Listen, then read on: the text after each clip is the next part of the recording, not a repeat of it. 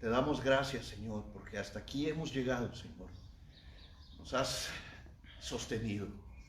En tu gracia, en tu amor y en tu paz, pendemos, Señor, de ti. Te adoramos, Padre bueno. Gracias porque eres fiel, gracias porque tú eres santo y para siempre es tu bondad. En este día, Señor, te pedimos que abras nuestro entendimiento, que nuestra razón se ensanche con tu palabra y con tu amor. Bendícenos con tu Espíritu Santo, ayúdanos a entender sabiduría. Danos fuerza, danos inteligencia, danos tu ayuda en este día. Bendice este discipulado y danos tu protección, tu bendición por la sangre preciosa de Jesús. Amén y amén. Hijo, ¿me checas por qué anoté Tito 1:15 aquí? Según yo dice, para el bueno todo es bueno, pero lo tengo y es estas notas las hice la semana pasada. Tito 1:15. Pues yo te lo dije el otro día. Tú me lo dijiste, ¿verdad? Ya, entonces por eso está aquí entre las notas, pero no lo entendía. Vamos a estar en Salmos 89:20. Salmos capítulo 89, versículo 20. Dice: he hallado a David mi siervo y lo he ungido con mi óleo santo. He hallado a David mi siervo y lo he ungido con mi óleo santo. Entonces,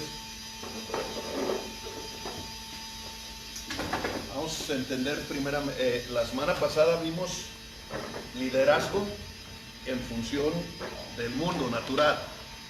El liderazgo en el mundo natural, ese lo conocemos, lo hemos vivido. Lo complejo está en el liderazgo espiritual. Cuando llegas al liderazgo espiritual es el más difícil, porque el liderazgo espiritual no trae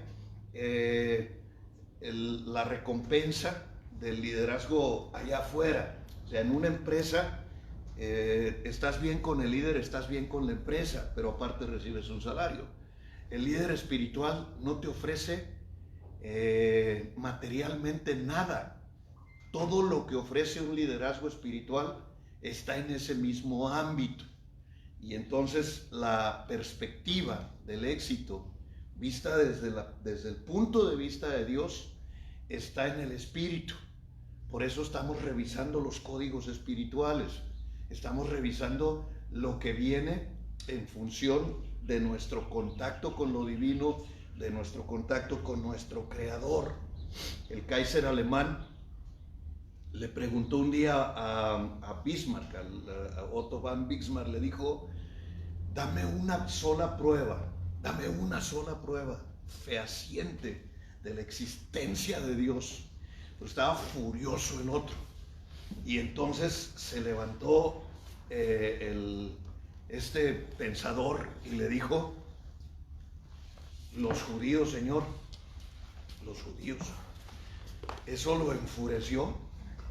O sea, en lugar de decir, lo enfureció, pero le estaba diciendo: hay una prueba fehaciente de la existencia de Dios. Estos no los puedes traer de la tierra. Los ha perseguido los fenicios, Babilonia, filisteos, o sea, los persiguió toda la humanidad y ellos permanecen. Hitler los quiso raer de la tierra y los dejó sin un espacio donde vivir, los quitó de todo, les quitó todo, los desarraigó, y sin embargo prevalecieron y regresaron. Y es la única nación que regresó a su lugar de origen, que regresó a su idioma original y que tiene sus leyes originales, que tiene genealogías y todo original. No hay otra sobre la faz de la tierra, porque el código del éxito, yo le llamo el código del éxito de Dios, está en los hebreos. Por eso les he hablado de la mentalidad hebrea como la mentalidad que tenemos que adoptar, porque ahí está el código de la grandeza. Cuando eres una persona de pacto con Dios, eres una persona que pase lo que pase no te destruye nada. Y estoy hablando de tu ciclo natural de vida, porque Dios determinó, no fue los cambios naturales ni los movimientos en la capa de ozono, ni absolutamente ninguna condición física, sino Dios dijo, la esperanza del hombre será de 120 años. O sea, Él lo determina, y 120 años, aduciendo que en el tiempo en que Dios lo dijo, no había comida chatarra, ni había todos los contaminantes que nos comemos todos los días y que nos tomamos todos los días. O sea, el desorden que el siglo XXI tiene no existía cuando Dios dijo 120, pero si nosotros vemos, la gente más longeva es la que trata bien su cuerpo, pero eso lo puso Dios, ciclo de vida lo puso Dios, y tenemos que aprender a vivir de acuerdo a nuestro ciclo de vida, porque Dios es procesos. O sea, lo primero que tengo que tocar aquí es Dios llama. El liderazgo de Dios es llamado. Eso ya lo he visto 1000 veces con ustedes. Lo hemos analizado desde diversas perspectivas y hemos hecho análisis del mismo tema en variaciones respecto a todo lo que envuelve el llamado de Dios y el por qué Dios llama a un hombre o a una mujer. Él dice, hallé, lo que aduce búsqueda, porque Dios estaba buscando a alguien. En esta generación Dios estaba buscando a alguien. Alguien iba a sustituir a Saúl. Saúl había fracasado en sus intentos de ser líder. Es decir, Saúl no intentó ser líder. Saúl era del tipo de personas que solo querían los beneficios para él. Y para ser un buen líder, honestamente, mire, tengo un libro que se llama Los líderes comen al final. Muy bueno. Eso es impresionante. O sea, para ser un buen líder, no puedes estar pensando en ti. Tienes que estar pensando en otros. Se los va a pasar, Luis Felipe, Beto. Yo ya lo tengo en físico, sí. Los líderes, te lo va a pasar. Los líderes comen al final. Y entonces habla de una forma de vida, pero es sobrenatural. Porque en verdad te digo, no puede ser natural. La tendencia humana es primero pienso en mí, y la tendencia de un líder espiritual es primero pienso en ti, y ahí marca un estado de señal. Porque ¿cómo saber que soy un llamado? Alguien me dijo una ocasión, ¿cómo sé que soy pastor? Le dije, porque piensas en los demás primero que en ti. Y eso no es palabras, porque palabras, uno puede decir todo lo que se le antoje, pero una forma de ser es pensar primero en los demás. Un día me dijo mi esposa, ¿cuándo pedimos para nosotros? Y yo dije, pero me quedé como en un estado de catatonia, porque si pasamos 1 o 2 horas en oración, lo natural es, bendíceme, Señor. Pero el liderazgo de Dios es bendícelos, bendícelos. O sea, tenemos la lupa al revés. Y ese es el liderazgo que Dios está buscando para cada generación. Pero el código marca protección, bendición. Dios te arropa. O sea, la gracia de Dios está sobre sus escogidos. Y eso pasó con Israel. Abraham no era un suceso aislado, también ya hemos disertado en esta palabra abundantemente. Estoy seguro que en la generación de Abraham, Dios hizo el llamado a muchos en Ur de los Caldeos. O sea, te lo digo porque en mi generación, Dios hizo el llamado a muchos, y la Biblia dice que Él no cambia. Entonces, si Dios no cambia, quiero pensar que Dios avienta un llamado y lo da a 4 o 5, a ver cuál de esos 4 o 5 toma la delantera en fe. Y la delantera en fe es Hebreos 11:8. Por la fe Abraham obedeció. Por la fe Abraham obedeció. ¿Qué es mi fe? Mi obediencia. Mi fe no es creer que voy a triunfar. Mi fe es mi obediencia. Y es tan impresionante, y eso lo estoy aprendiendo en estos tiempos. Hoy le estoy diciendo a Dios, Señor, amanezco de una forma, pero el 90% de los días de esta contingencia anochece de otra forma. O sea, pasan cosas en el ínter de los días que pueden modificar rebotes, trae una serie de rebotes que pueden modificar el curso del día como nunca antes lo había vivido, al menos yo en mi vida. Nos cambió todo, nos cambió la vida. Me senté en una jardinera ahí del lugar con Gaby y le decía, es que esto nos cambió todo, nos modificó las estructuras, y yo vi sus ojos. O sea, yo vi en sus ojos la misma expresión que yo siento en mi corazón. Hay una modificación de las estructuras. Los formatos que armó el hombre los está destruyendo Dios. Y tú dices, ¿Dios los está destruyendo? Sí, porque me acuerdo del cernidor, del que habla a veces Alberto. Es que está aventando el cernidor. Y en el cernidor, todo el abrojo y todo lo que no es funcional se está quedando en el cernidor. Y abajo está cayendo con lo que va a edificar, la tierrita pura, la limpia, la que se puede amasar y con ella se puede construir. Porque aquí dice, encontré a David, y lo encuentra en una generación, y lo encuentra chaval, 17 años, y lo llama, dice, lo he ungido con mi óleo santo. Entonces, el llamado está acompañado, sin duda, de la unción. O sea, esta es la diferencia. Esto marca la diferencia entre el liderazgo natural y el liderazgo espiritual.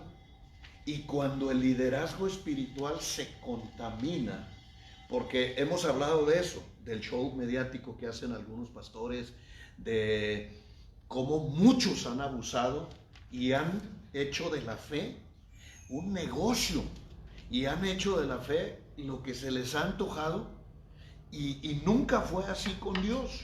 O sea, lo que hace una persona que tuerce el llamado y no pasa del llamado a la unción es que deja de operar en el llamado. Ya no son respaldados por Dios, porque en el ombligo del llamado y la unción está la fe, y la fe, vuelvo a repetir, que es el código de la excelencia, es obediencia, obediencia, obediencia. Dios jamás esperó que fueras perfecto, ni lo espera nunca. No nos pide perfección, nos pide que seamos obedientes, y voy a poner el sufijo a pesar de, o sea, a pesar de mis deficiencias. El asunto no es que caiga, fracase, tropiece o tenga deslices o me ocurran cosas que no van en función de mi llamado y de lo que soy en Dios. El asunto es retomar la línea y volver a meterme a la frecuencia y al camino de Dios. Volver a meterme, me vuelvo a meter. Eso va a hacer de ti una persona inquebrantable. Eso va a ser de nosotros, hombres y mujeres, que no habrá poder ni natural ni sobrenatural que pueda vencernos, porque entonces tenemos el favor de Dios. Romanos 8:28 es una palabra gloriosa para nosotros. Ayúdame a leerlo. Romanos 8:28 es una palabra que deberíamos tener no solo de memoria, sino al frente del hipotálamo, allí donde se activan las acciones, porque es una llave espiritual, una llave que nos da la confianza y la certeza en Dios. Adelante, hijo. Y sabemos que para los que aman a Dios, todas las cosas cooperan para bien. Esto es, para los que son llamados conforme a su propósito. Aman a Dios, tienen un llamado y viven el propósito de Dios.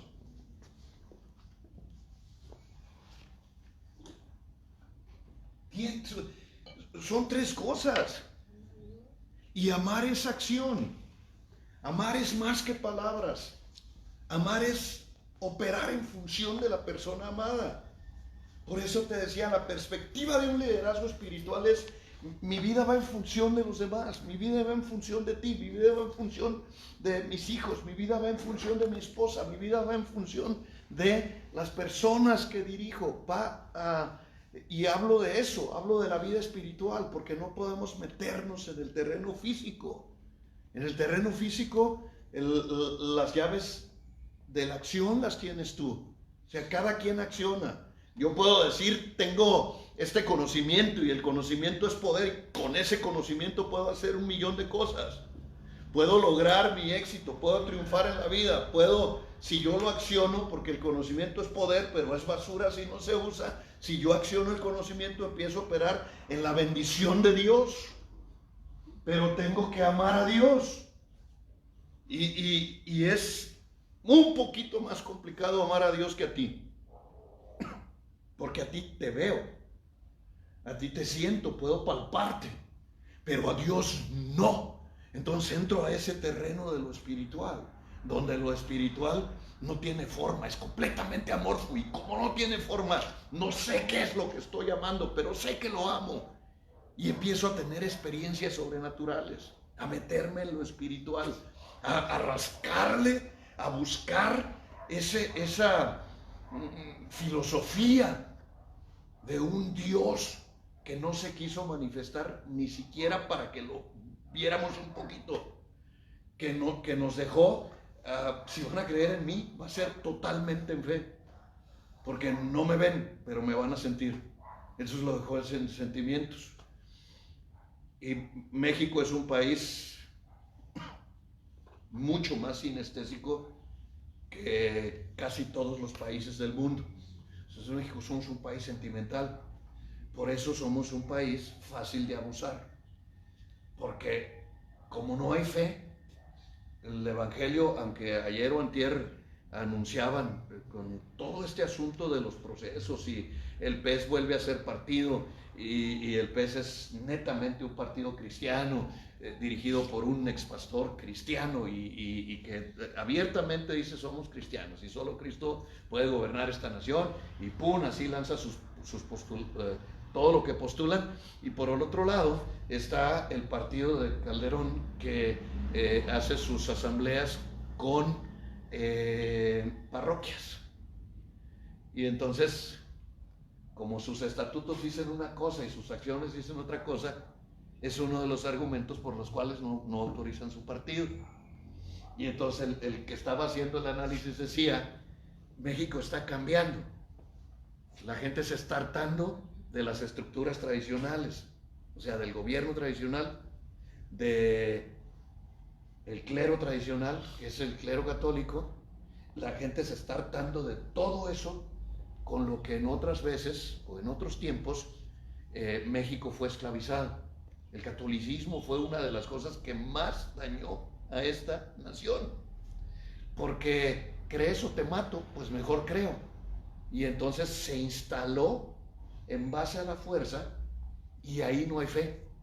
Entonces no se activó todo lo que Dios activa a través de su palabra. Por eso es híbrido, por eso es tan estéril, no produce. Por eso una persona hoy es lo que quiere, pero el domingo está ahí comulgando, porque le vale un reverendo rábano, ni siquiera entiende la santidad. O sea, nos enseñaban, y yo estuve en el seminario, nos enseñaban que 5 minutos antes podías ir al confesionario y después estar en la fila de los santos. Entonces, sí, claro. Y decían contrición y decían penitencia y hablaban de un montón de cosas, que el 99.9% de esas cosas no llegaban al entendimiento. No las entendíamos. Lo creíamos porque si preguntabas eras un incendiario y eras peligroso, y a mí me corrieron de 3 parroquias por preguntar, ni siquiera por establecer o por decir algo. Yo preguntaba y explique esto y explique aquello y díganos por acá, y quería saber. Pero cuando tienes ganas de saber eres peligroso, porque el conocimiento es poder y es peligroso porque el poder lo quieren los que lo tienen y lo defienden y no lo van a soltar fácilmente. Entonces no se puede corromper el llamado, la unción menos. El llamado lo puedes corromper porque lo deja a ti. O sea, cuando Cristo pasó y vio a los pescadores y les dijo, síganme, los pescadores dejaron todo y lo siguieron. No, claro, ellos, o sea, una decisión de llamarte se une a tu decisión de seguirme. Entonces esos lo siguieron. Pero cuentan de un joven que tenía mucho dinero y entonces llega con Jesús y le dice: maestro bueno, ¿qué debo hacer para ganarme la eternidad? Y el Señor le resaltan dos cosas. La primera es bueno, y la palabra bueno solamente se utilizaba para Dios en el viejo pacto, no se usaba para otra persona. Entonces ahí hay algo, o el chico sabía que Cristo era Dios, o lo estaba adulando, y resultó ser adulación, porque él no lo adoró. En la cultura judía, Dios, te adoro. Josué vio al ángel al que se le aparece y le dice: santo y seña, me lo quebro. Y el otro le dijo: soy tu jefe. Y entendió claramente: soy Jesús, y lo adoró. Cuando Pedro se equivoca con Cornelio, Cornelio le dice: levántate, somos iguales. Entendemos la adoración como inclinarme en reverencia a Dios. Y no lo hizo. Se enganchó con la segunda frase de los mandamientos, ¿sabes? Y le da todos los mandamientos excepto uno. No le dice: no codiciarás. En realidad solo le dijo los que tenían que ver hacia el prójimo. Así es. Bueno, no le dice el más grave que él tenía, que era su talón de Aquiles. Y luego mucho tiempo pensé que no se lo había dicho para darle el gancho al hígado, pero no se lo dijo por protección de él mismo, porque iba a quedar exhibido. Entonces cuando le dice el otro con soberbia: todo eso lo he hecho desde mi juventud. Perfecto, te falta una cosa. Tienes una atadura, suéltala. Amas más al dinero. Entonces ve y vende todo y regala a los pobres. Si ese hombre hace eso, se queda en la condición de o lo sigo, porque ya no hay marcha atrás. Y para vivir ese proceso nosotros como occidentales no lo logramos fácilmente. Yo me tardé 20 y tantos años. O sea, durante 20 y tantos años yo no operé en la fe mi llamado. Hasta hace apenas unos 2 o 3 años dije: a partir de hoy vivo solamente con lo que Dios me dé, y voy a dedicarme al 100%. Y entonces hubo muchas ofertas para que yo regresara, pero si yo estoy tomando una decisión y aparecen esas ofertas milagrosamente, no es un milagro que venga de Dios, viene de Satanás, me quiere desviar de mi destino. Tengo que ir a mi destino. Pero este versículo es una bendición, porque a los que aman a Dios todo le va bien. Y entonces todo incluye tus faltas de carácter, tus fallas de entendimiento, tus fracasos, tus caídas, tus pecados, tus condiciones de vida. Todo es todo. Si agarras cualquier diccionario, todo es todo.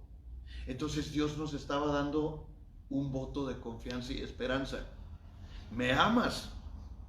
Pase lo que pase, hay un lado bueno en lo que está pasando. Y nos está dando, es una llavezota, porque cuando estoy metido en el peor problema de mi vida, sé que hay un lado bueno. O sea, Dios hará algo que va a cambiar mi situación, y eso que cambiará en mi situación lo hará para bien, como hace rato recordábamos lo del tráiler. O sea, nada en tu pasado se quedó en tu pasado en el sentido de beneficio. Con Dios, siempre que hay una siembra hay una cosecha. Aunque la hayas hecho impío, y aunque la hayas hecho hace 1500 años, o la hayas hecho cuando la hayas hecho, porque está operando en su amor, y en su amor todas las cosas traen esa parte para bien. Me he estado renunciando a la palabra positivo, porque la gente lo confunde, y yo no quiero confundir ni el ocultismo, ni el esoterismo, ni la metafísica, ni la superación personal con la palabra de Dios. Quiero decirlo como dice la Biblia: todas las cosas traen un lado para bien. Entonces, si todas las cosas traen un lado para bien, cuando yo estoy en la tribulación y estoy pasando por una situación compleja, el trabajo no va a ser tanto la estrategia para salir de la situación compleja. El trabajo va a ser: ¿qué le voy a encontrar ese lado?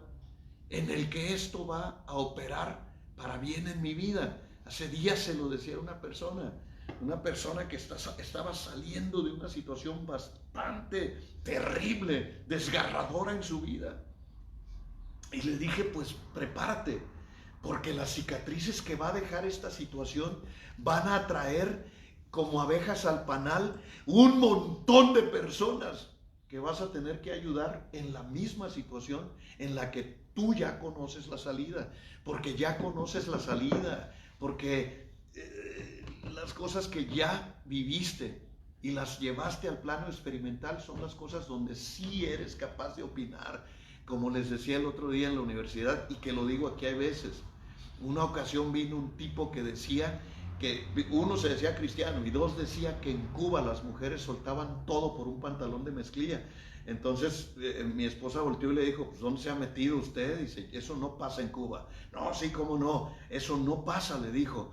No, pero que quién sabe qué. Y yo le dije, ¿cuántas veces has ido a Cuba? Él dijo, ninguna. Ah, bueno, ella ha ido como 8 o 10 veces. Entonces ella es más creíble que tú, carnal. Cállate la boca y no estés hablando lo que no sabes, porque sabe el que lo vive.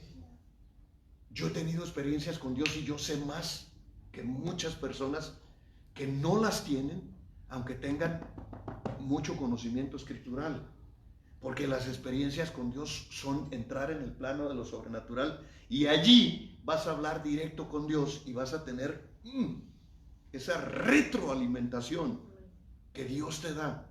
Y que puede ser en un instante, en un momento, en una revelación, en un estado de lucidez espiritual. Puede ser instantáneo o te puede durar toda la vida, pero cuando Dios está contigo, te va a mostrar siempre esa parte. Te va a mostrar en qué tiene de positivo, de bueno, el más grande dolor que he pasado en mi vida, y te lo revela y te dice, tiene esto de positivo. Y cuando lo ves, como vemos la Biblia, porque a la luz de la Biblia, la historia de José el Soñador. José el Soñador, todo va bien, era el consentido de papá, y el consentido de papá, bien, en casa, era un anda y ve, iba con sus hermanos y llegaba a la casa y le decía al papá todos los pecados de sus hermanos y todo andaba así la cosa, y se ganaba el corazón de su papá con pequeños chismecitos, y mira que aquel hizo y este deshizo, y era el metiche de la casa, y los hermanos lo empezaron a aborrecer, pero hay un cerillo que prendió la mecha. Entonces, hay veces decimos, ¿por qué me pasa esto? No hay algo que activa, siempre hay algo que activa. Jamás pienses que algo pasa nada más porque pasa. No, siempre hay algo que activa. Por eso cuidamos nuestros pensamientos, nuestras palabras y nuestras acciones. ¿Por qué? Porque hay un activador que puedo estar en este momento accionando, y luego ese activador puede ser solamente una mechita, que nada más era una mechita, puede ser un cerillo, pero puede ser una mecha larga de una bomba atómica y la prende. ¿Cuándo? Cuando la mecha llegue allá en el tiempo. Hay mechas que son así, hay mechas que son raras. Una ocasión agarré a un tipo, porque yo era el jefe de control de la línea de producción de transmisiones de Chrysler Corporation en la división Lago Alberto, Ciudad de México. Un título que, Dios mío, para escribirlo pues tenía que usar una página. Y entonces me sentía mucho. Y llegó el director general y dijo, mucha gente en control. Entonces lo agarré del hombro, lo volteé y lo aventé para afuera y le dije, pues empecemos a sacarla. Y saqué al director general. Entonces me habló mi jefe y me dijo, ¿qué hiciste? ¿Cómo te defiendo? O sea, sacaste al jefe. Tú le hiciste eso al jefe. Le digo, pues avisen que es el jefe, porque yo no sabía. No había letrero, no había nada. Y si es el jefe, pues tiene que traer un letrero que diga jefe. Y me defendí, salí adelante. Sí, claro, salí adelante. Estoy por primera vez inscrito en el Premio Nacional de Calidad de Capacitación y Adiestramiento 1987. Tengo el mejor curso, lo sé. Tengo los bríos, las ganas, la fuerza, el fuego, el entusiasmo, la pasión, la energía vibrante. Soy el mejor. Y en cuanto me paro en la plataforma del World Trade Center, y veo los jueces. El juez central era el ingeniero Juan, al que yo saqué de la oficina un día con un manotazo. Y era el jefe, y me estaba viendo así. Como José Alfredo Jiménez cuando hizo esa de qué bonita es la venganza. Por supuesto no gané, porque un día siembras y pasa el tiempo y no te das cuenta a lo mejor, pero llega el día de la cosecha. Asegúrate de que tus cosechas sean buenas. Para que tus cosechas sean buenas, tiene que haber una buena siembra. Por eso tenemos que estar cuidando la semilla, cuidando mis acciones, mis palabras, cuidando a la gente, cuidando a todos los demás. Tú nunca sabes a quién te vas a encontrar en el futuro y tampoco sabes en qué posición van a estar, porque puede estar en una posición en la que no te conviene que esa persona esté porque tú eres la otra parte. Voy a leer algo un poquito largo, pero tiene que ver con esto. Las 10 leyes del pecado. Medita en estas cosas para que puedas entender cuán pecaminoso es el pecado y ser movido a buscar la santidad de nuestro Dios. 1. El pecado te llevará más allá de donde pensabas llegar. El pecado controla tu corazón y lo que controla tu corazón controlará también tus emociones y eventualmente toda tu mente. El pecado te alejará por más tiempo de lo que habías pensado. Entre comillas, eso solo un par de días. Los días se convierten en semanas, las semanas en meses y los meses en años. 3. El pecado te costará tu integridad, tu reputación, tu paz. Puede que te cueste tu familia, trabajo y ministerio. Dios determina los términos de tu regreso. Tus caminos pueden ser largos y difíciles. La restauración del pecado es un proceso. El pecado engendra pecado. Una vez que pecas, te ves en la necesidad de pecar nuevamente para encubrir tu primera falta. El pecado te lleva a justificar lo que has hecho. El pecado de la culpa y la necesidad de lucir bien ante los demás te llevará a explicar y luego a justificar tu pecado. El placer es efímero y temporal, pero las consecuencias del pecado son duraderas. 8. No hay pecado oculto que Dios no ponga de manifiesto. 9. Mi pecado comienza cuando yo quiero, pero las consecuencias comienzan cuando Dios quiera. Dios puede visitar la iniquidad de los padres hasta la tercera y cuarta generación. 10. Nadie se burla de Dios. No se dejen engañar de Dios, nadie se burla, pues todo lo que el hombre siembra, eso también segará. Amén, amén. O sea,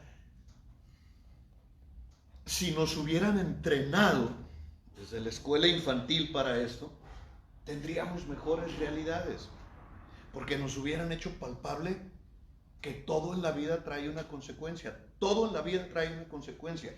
Lo que yo como líder espiritual o como hombre espiritual o como ser humano, al final de cuentas, todo va a terminar en el espíritu, es pensar en las consecuencias de mis actos, porque quiero en el futuro estar cosechando cosas buenas. Yo quiero estar cosechando cosas buenas, entonces tengo que poner la semilla. Esa semilla se va a reproducir y me gusta esa lista, porque al final de las cuentas puede ser que no pase nada en mi generación, ni con mis hijos ni con mis nietos, pero de que alcanza, alcanza. Y tú dices, pero va a ser hasta la cuarta. Yo ya no soy. Sí, pero es tu genética. Es tu genética. Y nada más hay una cosa que analizar. Como Dios vive en el ayom, sin yom tiempo, para Dios está ocurriendo hoy. Lo mismo está ocurriendo hoy. Porque un día termina el tiempo programado por Dios y vamos a volver al ayom, que es el lugar sin tiempo. Y en el lugar sin tiempo, las consecuencias van a ser más vistosas. ¿Por qué? No tiene tiempo. Un día me dijo alguien en la universidad, explícanos el ayom. No puedo. Toda mi vida he vivido en el tiempo, entonces no puedo explicar la eternidad, te lo juro por Dios. O sea, ¿cómo le harías tú para explicar algo así? Jamás lo voy a poder hacer hasta que llegue. Hasta que pueda estar en la eternidad y poder decir, ahora sí te lo puedo explicar. Bueno, dijo, explícanos el segundo cielo. Digo, ¿para qué? Pero en el segundo cielo está la historia de la humanidad completa y compleja, toda, ocurriendo en este instante, sí. Pero Dios dijo, no lo miren. Y no era una orden para, como la entendía Pedro. Pedro tiene un sueño donde Dios le dice, Pedro, mata un puerco y cómetelo. Entonces Pedro judío dijo, aleluya, te reprendo. Adiós. Dice, no, Pedro, te estoy ordenando que lo mates, te lo comas. Pero Señor, yo nunca he comido carne. Yo nunca he comido nada inmundo. O sea, ¿cómo me vas a decir tú que lo haga? Sí, hazlo. Porque hay una dispensación de tiempo en el presente donde Dios dice, esto ya no está operando. Y cuando Él le dice, yo no he comido nada inmundo y no lo voy a hacer, Dios le dice, tú no llamas inmundo lo que yo santifiqué. O sea, Dios es soberano. Y Pedro entendió la ley tajante. Y es la muestra del botón de los judíos, así entienden la ley.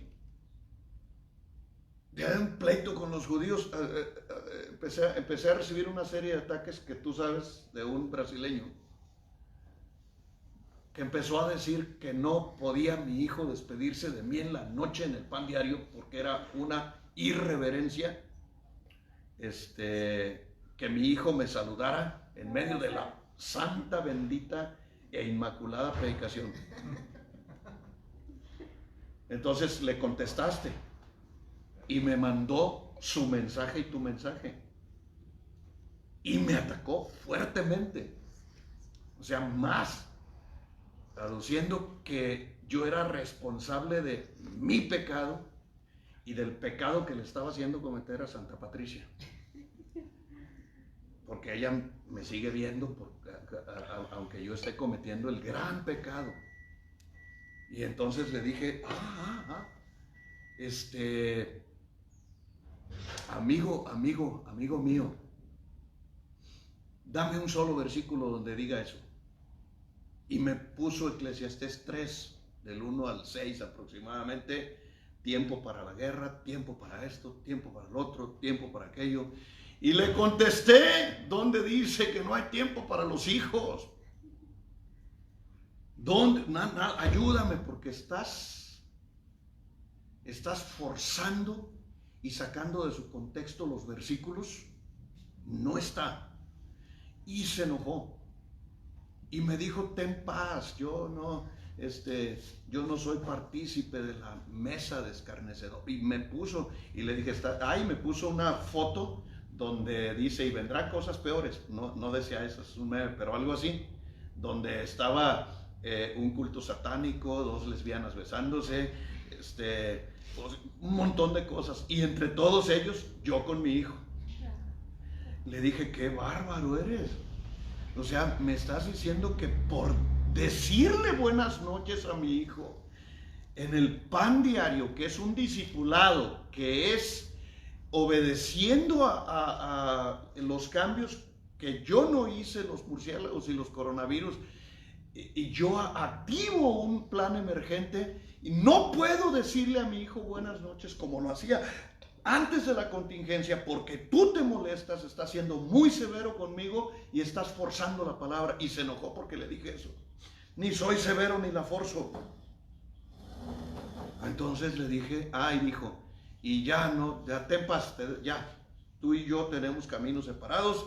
Y dijo, yo soy de Cristo. ¿Tú quién sabe? Y me enojé, yo pecador. Normalmente no contesto las agresiones, pero anoche me enojé. Le dije, si fueras de Cristo, las obras de Cristo harías. ¿Qué hacemos con dejad que los niños se acerquen a mí? ¿Qué hacemos con ese versículo? Y luego le dije, para el que es puro, todo es puro. Para el que es sucio, todo es sucio. Cuando Cristo dijo esa palabra, lo que estaba diciendo de la riqueza de tu corazón, habla tu boca. O sea, mi interior es limpio, mis relaciones, mi contacto y mi exterior es limpio. Mi interior está sucio, todo lo demás va a estar sucio. En México decimos el león juzga por su propia condición. Me reclamaron porque está orando Lucita.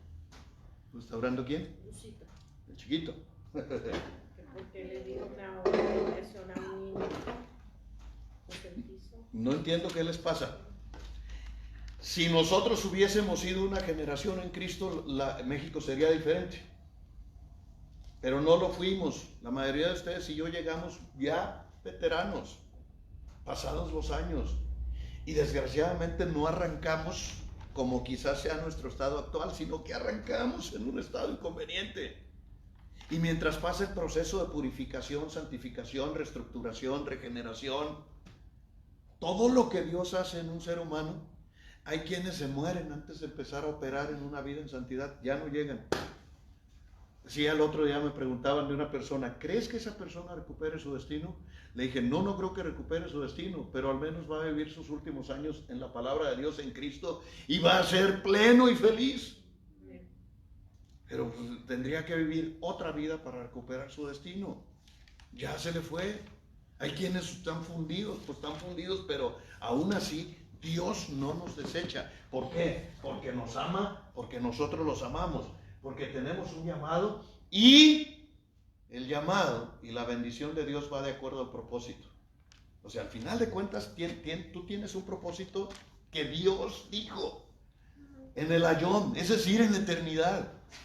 Y si tú logras meterte a lo bueno de lo que está ocurriendo en este momento, entonces te metes al propósito de Dios y quién sabe, en el último minuto metes el gol de la victoria. O sea, puede ser que en el último minuto cumplas tu propósito.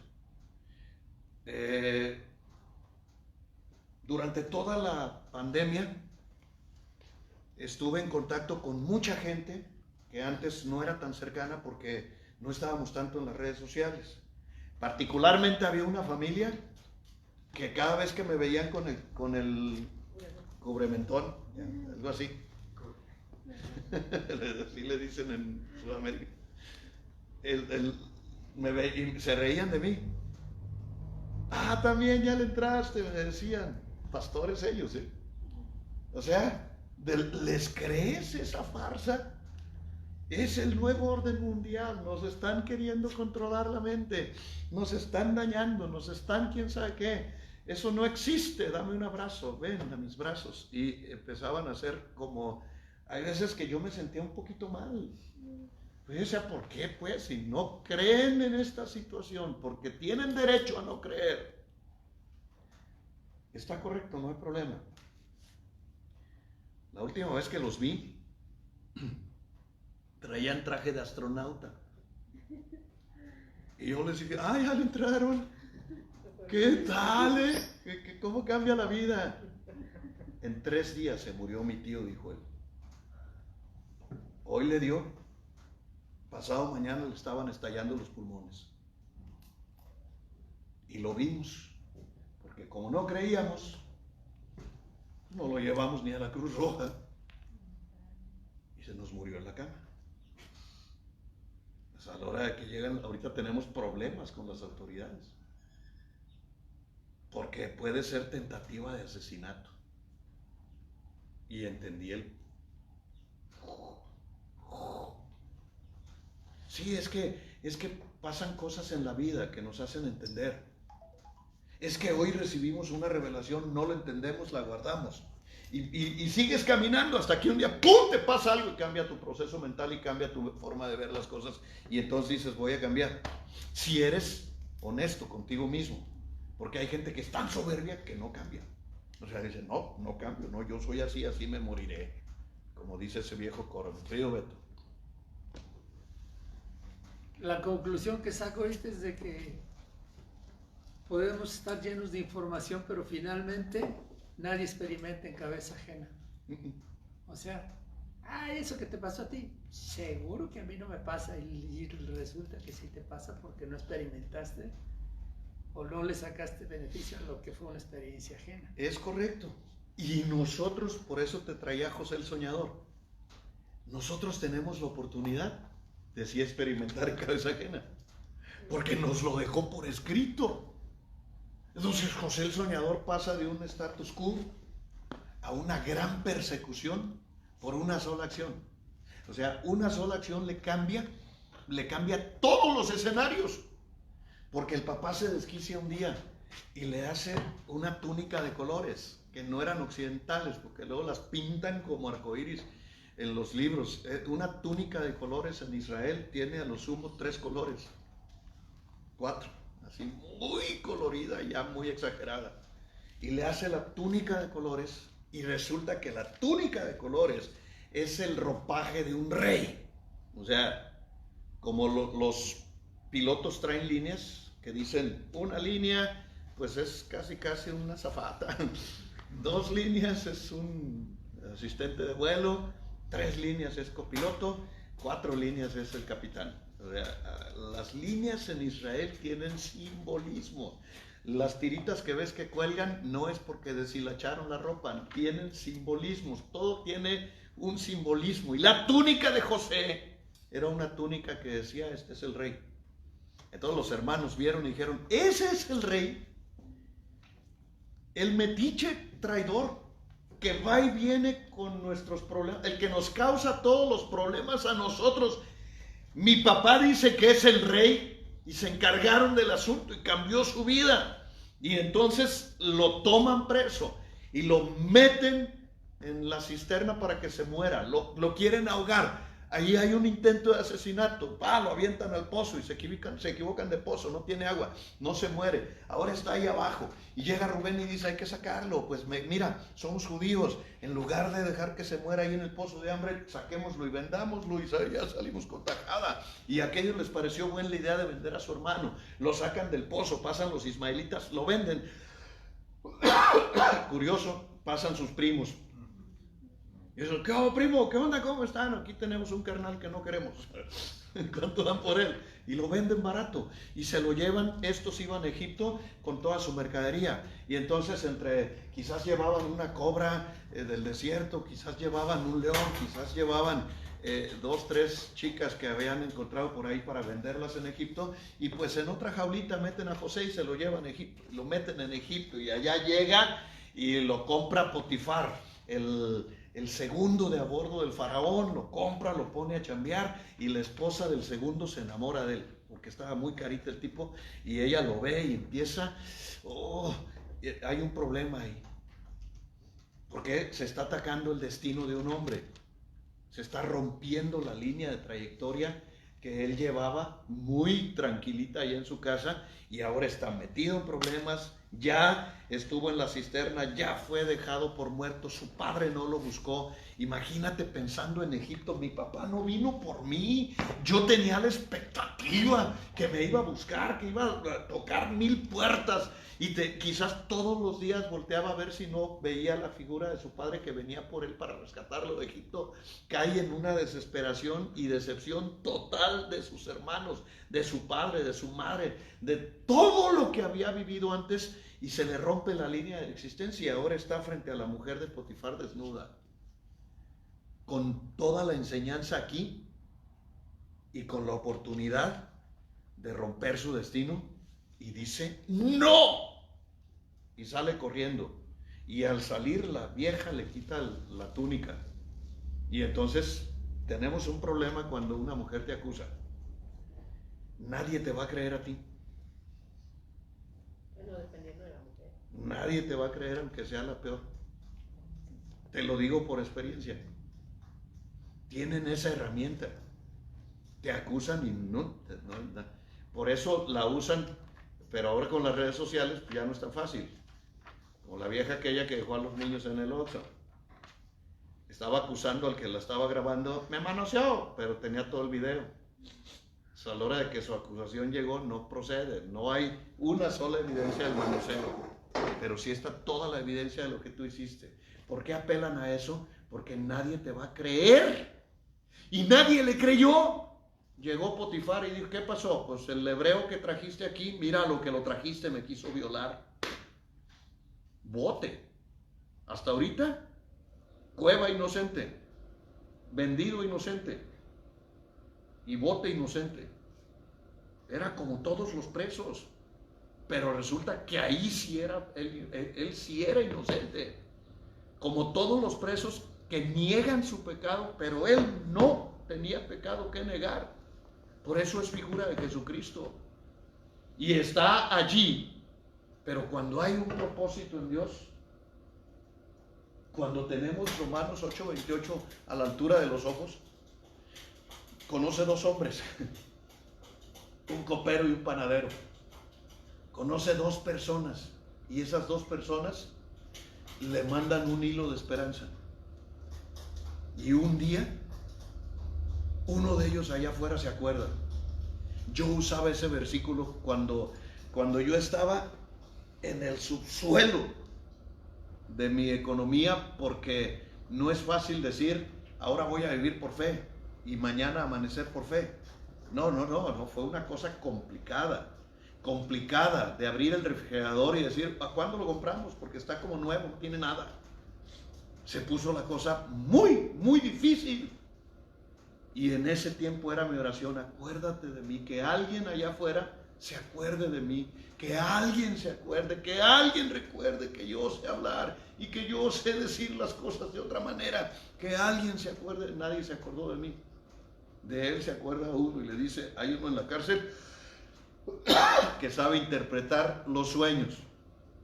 Fíjate, estamos en el pasado. Estamos aprendiendo de alguien en el pasado. En 1 Corintios 10, todo el capítulo dice ejemplos de la historia de Israel, específicamente el versículo 11, 1 Corintios 10, 11. Estas cosas le sucedieron como ejemplo y fueron escritas como enseñanza para nosotros, para quienes ha llegado el fin de los siglos. Amén. O sea, Dios hasta en eso tuvo cuidado. ¿Por qué? Porque Dios sabía que nadie experimenta en cabeza ajena. Claro que lo sabía. Entonces hizo todo un plan para nosotros y nos lo dejó por escrito. Ahora el problema es ir a ver el plan de esa forma. Ir a leer la Biblia de esa forma. Porque la historia de José, si nunca la has leído, por cierto, cuando yo la conocí en el Teatro de Gollado viendo José el Soñador, el musical de Broadway. Y entonces estaba muy interesante aquello.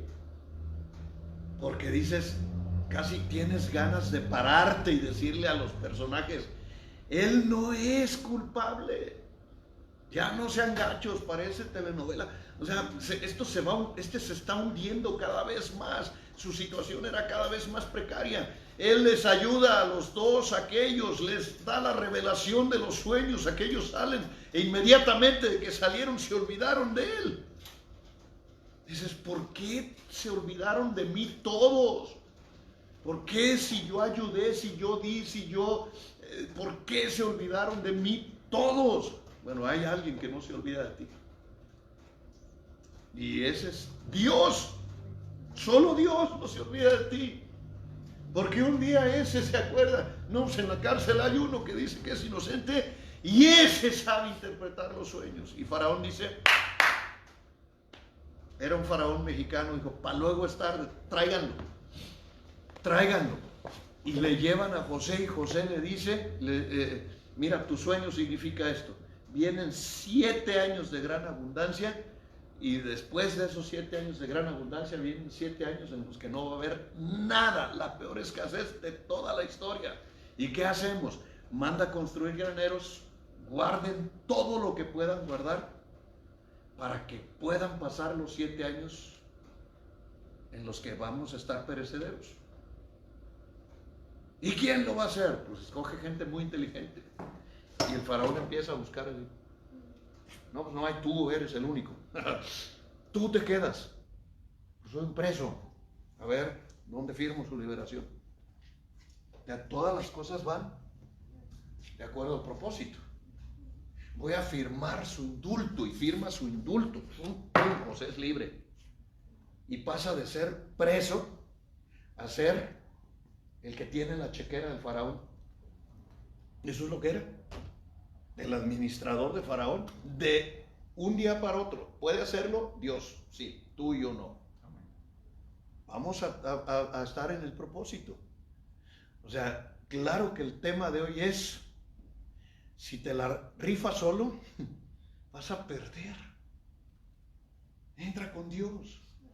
Es que acá está la clave. Romanos 8:28 es una llave. Así lo vi en el momento en que Dios me lo muestra, como te lo estoy presentando, como una llave para estar abriendo portales de bendición. Es que yo voy a buscar dentro de mi propósito lo bueno que hay en esta desgracia o en esta situación compleja en la que en este momento me encuentro. Hay un propósito, por algo está pasando. Y mi oración es, Señor, revélame por qué está pasando, revélame por qué está pasando. En diciembre me dijo mi esposa, viene algo feo a todo el mundo. Y yo le dije, ni profeta eres, duérmete. Y se volvió a despertar en la madrugada, viene algo muy feo, Dios me lo está mostrando.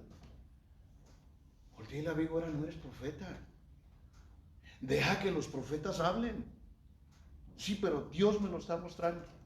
Y a pesar de que le dije todo lo que le dije para convencerla de que se calme, de que la digestión, de que había tenido, no sé qué le estaba pasando, a lo mejor no estás durmiendo bien, fui y me arrodillé un día a las 3 de la mañana y Dios me dijo, te voy a dar 7 llaves para que pases la pandemia.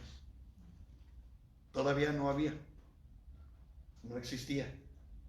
La adversidad es la palabra que él usó. Y me dijo, la pasas con fe. Cuando ya tienes la llave, pues ya tengo la llave. Voy a operar con ella.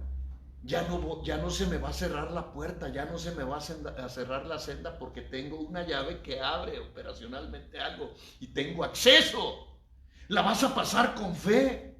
Tienes que creerme a mí. El primer mes cometí el error y lloré y les dije, ayúdenme, no puedo pagar la renta. Cuando llegó el final del segundo mes me dijo, les pides ayuda y ahora vas a tener que pedirles toda la vida. ¿O me crees a mí? Si me crees a mí, no te va a faltar nada porque la primera llave que te di es fe. Y la fe hace posible lo imposible. Si tengo fe, estoy caminando seguro en el vacío, seguro ante la adversidad, seguro ante cualquier circunstancia, porque lo que tengo es más poderoso que las circunstancias. Segundo, en paz. No te va a agitar el corazón. En paz. Quiero que disfrutes, quiero que estés en paz, a gusto, tranquilo. En una paz que sobrepasa todo entendimiento humano, porque el mundo puede estar chillando, puede estar clamando, puede haber gente llorando, puede haber dinamita a tu lado. En paz. Tercero, en obediencia. ¿Me obedeces? Tú solo desgranas la mazorca de las bendiciones. Si estás en obediencia, estás en bendición. Si estás en desobediencia, no te quejes por lo que pase. Porque la obediencia trae orden y el orden trae bendición. Entonces tienes las 3 llaves, la cuarta es santidad, no son vacaciones. Y como la cuarta era santidad, y yo eso lo compartí a mí, la cuarta es santidad, y ella dijo la pregunta clave, ¿qué vamos a hacer? Ok, vamos a esperar. Todavía yo, vamos a esperar. Si esto no es oficial, el domingo estamos en cultos normalito. ¿Por qué? Porque no tengo miedo. El miedo no es de un hombre de Dios, el miedo es de los cobardes, y yo soy valiente. El sábado en la noche llegó el oficio del gobernador. Dijo un pastor, ¿por qué a mí no me llegó? Le dije, dame tu número de AR para checarlo, porque en internet se puede. No, es que yo no soy AR. Ah, por eso no te digo. No puedo entender que si somos congregación y decimos que somos honestos, estemos operando como guachicoleros espirituales. No. Aquí ha venido, no digo nombres porque venía a los cursos de lectoescritura. Le digo, no puede ser. O sea, no estoy jugando. Yo no estoy jugando. A nosotros nos llegó por oficio. ¿Por qué? Porque estamos registrados. Y cuando estás registrado en el gobierno, pues el gobierno sabe que existes. Es como un tipo que me dijo una vez, puse mi nombre en Google y no apareció nada. No, para que tu nombre aparezca en Google tienes que hacer algo. Al menos tener una página que diga tu nombre para que ya aparezcas en esa página. Nos llegó el oficio el sábado y ese día, llorando, cancelamos todo. Cerramos todo. Y entonces Dios dijo la cuarta y era santidad. Y no entiendo otra cosa. Santidad es apartado para Dios. La palabra es kadosh. Del hebreo kadosh.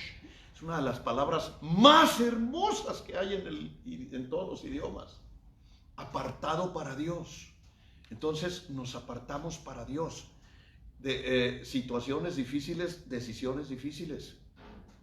O sea, eso es lo que tiene que tener la mentalidad de un líder. Es la situación necesita que yo piense de manera diferente, que yo transforme mi forma de estar mirando el entorno. Entonces, pan diario. 1 hora yo y 1 hora tú, le dije a la güera en la madrugada. 24 horas al día. Y le dije a Karina, ármame un grupo, 24 horas al día de oración. Solo necesito 24. 1 hora cada quien, porque eso fue lo que dijo el Señor a Pedro, a Juan y a Santiago, Jacobo, el día en Getsemaní, que ellos tuvieron el privilegio, estuvimos ahí en ese lugar, ellos tuvieron el privilegio de ir a orar el día que lo iban a aprender. Y les dijo el Señor, pues vamos a orar. Y él se fue aparte a orar y regresó y los halló dormidos. Y les dijo, ¿no pudisteis orar tan solo 1 hora? ¡1 hora! Y pienso en Jesús diciéndoles, me van a matar. Y les pedí 1 hora. Sí, pero no son ustedes los agredidos. Entonces giré indicaciones. Dile al que quiera tan solo 1 hora. Y tan solo 1 hora completamos el grupo. O sea, plan de contingencia para estar en santidad. 3 de la mañana diario, yo a orar. 4 de la mañana diario, la güera a orar. ¿Por qué? Porque es santidad. Apartarnos para Dios. Y lo demás ya lo sabes hacer y lo haces bien, me dijo. Alabanza, que para entenderlo rápido, la alabanza va para arriba. Es exaltar, es todo lo que vaya hacia la gloria, y la adoración es hacia abajo. Me humillo, me humillo, me humillo hasta que no quede nada que parezca piojo delante de Dios. La adoración. Y intercesión. Pero la oración ya estaba allá. Intercesión. ¿Qué es la intercesión? Es pedir por ti. Entonces, ¿qué me obligó a Dios o qué me enseñó Dios en todo ese tiempo? A pedir por otros. A pedir por otros. Y he estado pidiendo. Hasta que ella un día dijo, y oye, ¿y nosotros vas a pedir algo?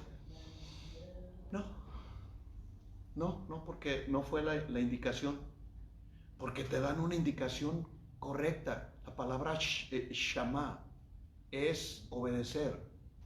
Y la palabra shama, si la tradujéramos exactamente al español, sería saber escuchar. Saber escuchar. ¿Qué me está pidiendo Dios? Saber escucharlo muy bien. Porque si sé escuchar las indicaciones, salgo adelante. Entró Emanuel al kinder y ya nada es igual. Estaba en el baúl de sus juguetes y ponía la silla, pero se golpeaba las rodillas. Y entonces eso hacía que no se concentrara y me dijo, Liz, necesitamos un escritorio. No, le dije, yo tuve escritorio hasta como los... No, pues mira, hice cuentas como a los 25, no necesitamos un escritorio. No, el bebé necesita estar bien para el kinder. Empezó su carrera. Y fuimos por ahí, le buscamos. Y resulta que el comercio es así. Ve la necesidad y aparece todo, y en Sam's había un escritorio, cuesta cerca de $1,000, Entonces empezamos a ahorrar. Nosotros somos despecieros. Esto para el escritorio, esto para esto, esto para esto, esto para esto, esto para esto, y no se salgan del plan. Le digo a mi esposa y al bebé, el bebé nomás se queda viendo como diciendo, ni entiendo, pero entrémosle. Ella sí, y no se salgan del plan. Nosotros no podemos salirnos de un plan. Salirnos del plan significa que vamos a tener dificultades, así es que nadie se salga del plan. Cuando se juntó el dinero, fuimos a Sam's Club, compramos el escritorio y ahora el niño está en su escritorio, trabajando en el kinder, haciendo las cosas que tiene que hacer y feliz, viviendo su proceso. ¿Qué te estoy diciendo? Tienes que avanzar en el plan de Dios. Tienes que esperar en Él. Dios lo suplió, Dios lo suplió. Dios seguirá supliendo, Dios seguirá supliendo. ¿Por qué lo sé? Porque tengo fe. Amén. Tengo fe. A veces amanezco y me da como David, quiero hacer el censo. Y entonces me acuerdo que Dios se enojó con David porque hizo el censo. Porque hacer el censo significaba no confío en ti.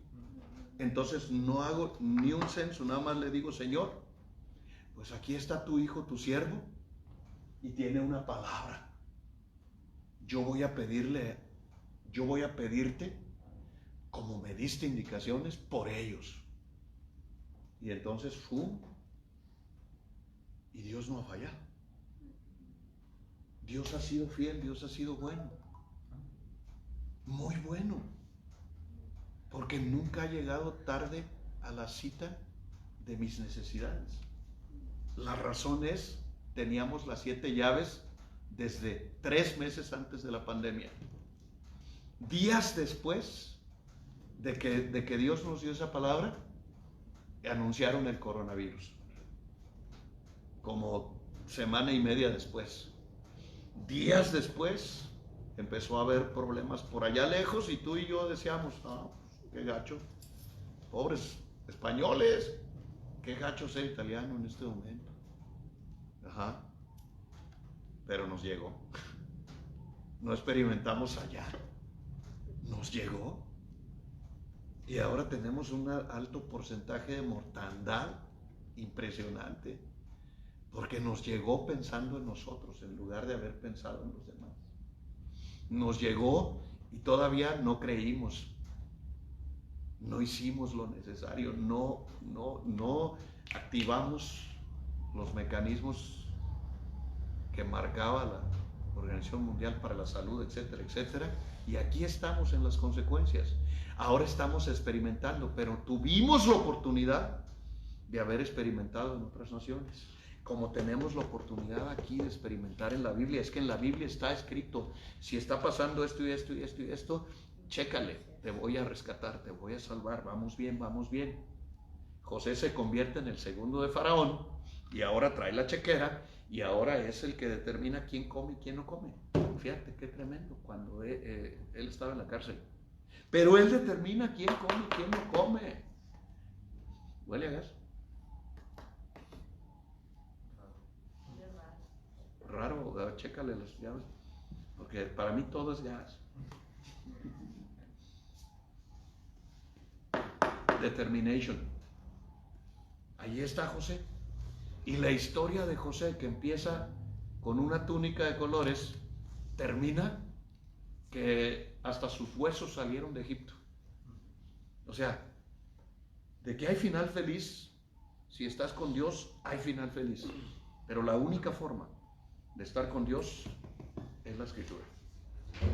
La escritura viva, la escritura leída sin paradigmas, sin estructuras mentales, sin basura religiosa. Viva, viva. Génesis era érase una vez y Apocalipsis es y vivieron felices para siempre. Amén. Había una vez. Génesis, érase una vez, Dios creó. Y hay final feliz. La historia de Moisés comienza con un decreto faraónico que decía, mátenlos a todos. Imagínate que tú nazcas con eso Porque el otro día iba Emanuel con su mochila, tuvo su primer clase presencial, ayer, no el otro día. Entonces le compré una mochila y ahí va él feliz con la mochila. La quiere manejar así, ya lo enseñé, y ya, pero acá no la veo, dice. Dice, si es un carro hay que encender las luces. Y no, es que esta, si la llevas hacia adelante se atora, y le explico todo, aunque sé que pues es normal que no entienda por su edad. Pero él va con la mochila feliz. Y cuando se queda, o sea, yo sé que algunos ya pasaron por esto, otros no, que no tienen hijos, Memo, pero ya han pasado por esto.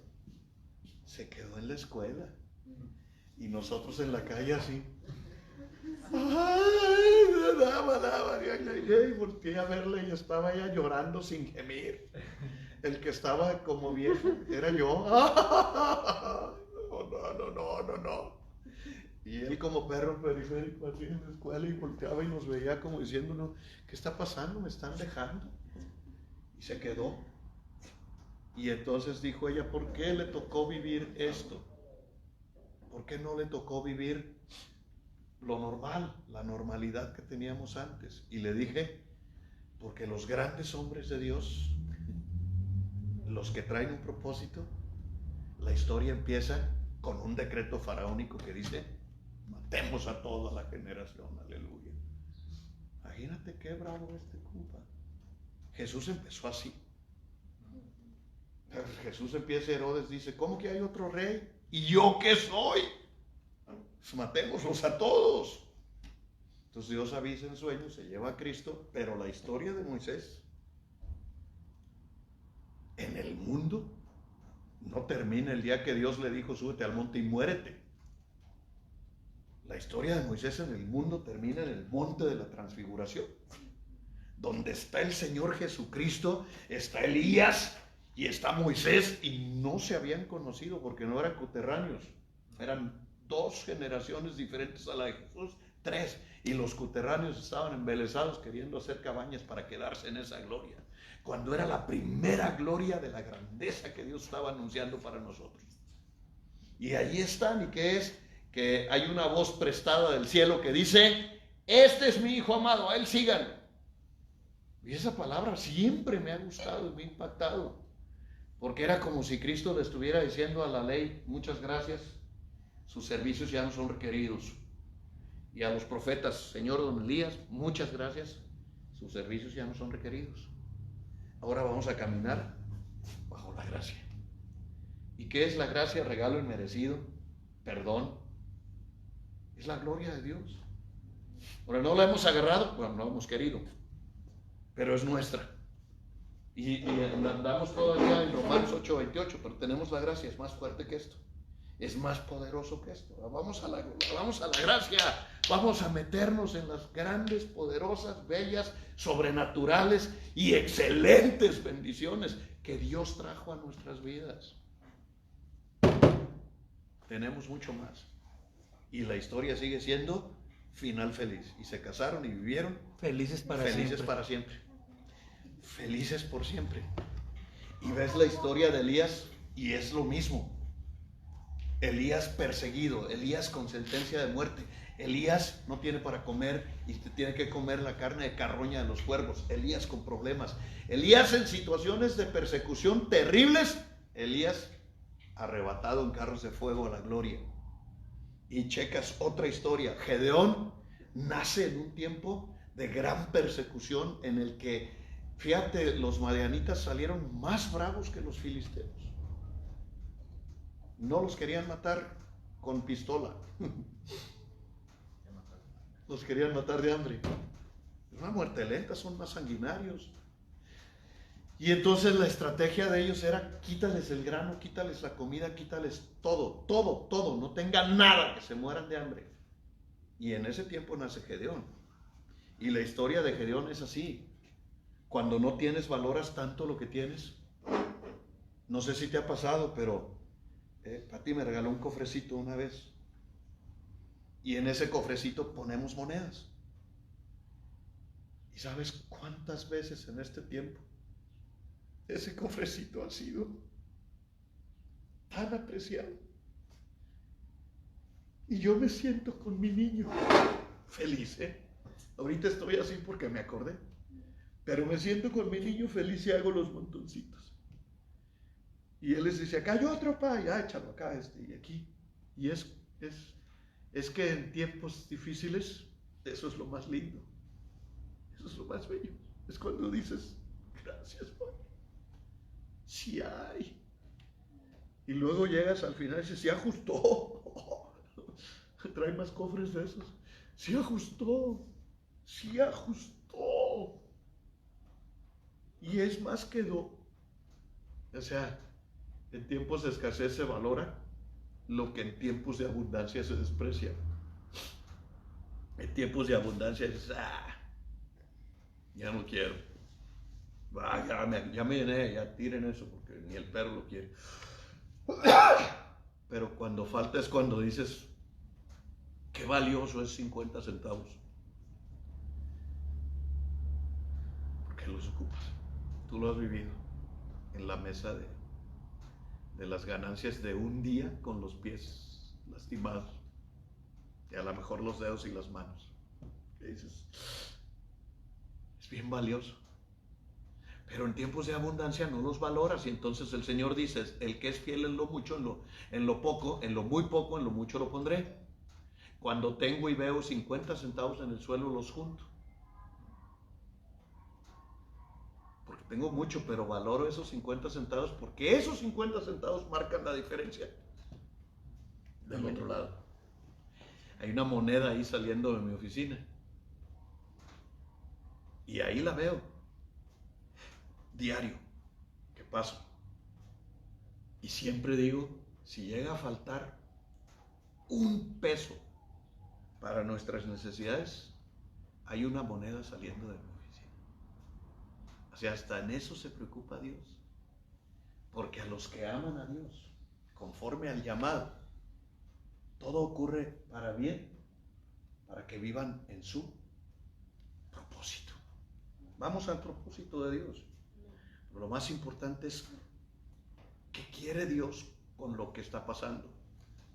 O sea, hacer las preguntas correctas para obtener las respuestas correctas. Y pidámosle a Dios esa sabiduría, amén. Vamos a orar si les parece. Y pongamos esto en las manos benditas del Rey. Él tiene cuidado de nosotros, Él nos ama, Él nos bendice. Él nos llena de su bendita presencia, de su gracia, de su luz, de su paz, de su amor. Dios te ama, te lo juro por su nombre. Dios te ama. Padre, te alabamos, te adoramos, te bendecimos. Te damos gracias por tu palabra revelada. Ayúdanos a entender ese proceso. Que aún las cosas más terribles, más difíciles, aquellas que son complejas, las noches tristes, los momentos difíciles, forman parte de un proceso completo que tendrá un final feliz. Un buen final para nuestra historia. Veremos tu gloria, veremos la victoria, veremos nuestras vidas completas, llenas de tu amor, llenas de tu palabra, de tu presencia, del gozo de tu santidad. Si pudiéramos ver el cuadro completo, veríamos que la historia tiene final feliz, que las cosas van a ocurrir para bien, porque caminamos y vivimos en tu bendito propósito, amado Rey, y por eso te alabamos y te adoramos. Bendecimos tu nombre, te exaltamos, oh Rey, te damos gracias, gracias, gracias. Tu presencia, tu amor, tu luz, tu palabra sea sobre nosotros. Haz resplandecer tu gloria sobre nuestras vidas. Llénanos, Dios, con tu Espíritu Santo. Úngenos, Padre, con tu palabra. Ayúdanos en todo momento, Señor. Ten misericordia de tus siervos, de tus hijos. Derrama de un aceite fresco este día sobre nuestras cabezas. Danos siempre tu ayuda, danos siempre tu provisión, danos siempre tu protección, glorioso Rey, por tu amor, por tu paz y por tu sangre. Bendito Señor, en el nombre de Jesús, amén. Padre, bendice la ofrenda de nuestras manos. Multiplica, Señor, en el alfolí nuestros recursos, Padre Dios, que que se multipliquen en mí, que se multipliquen en ellos. Que nunca falte en nuestros hogares nada. Que tu palabra se haga vida en nosotros, Padre Dios. Bendice los recursos, multiplícalos. Te lo pedimos, Padre, en el nombre de Jesús. Amén y amén.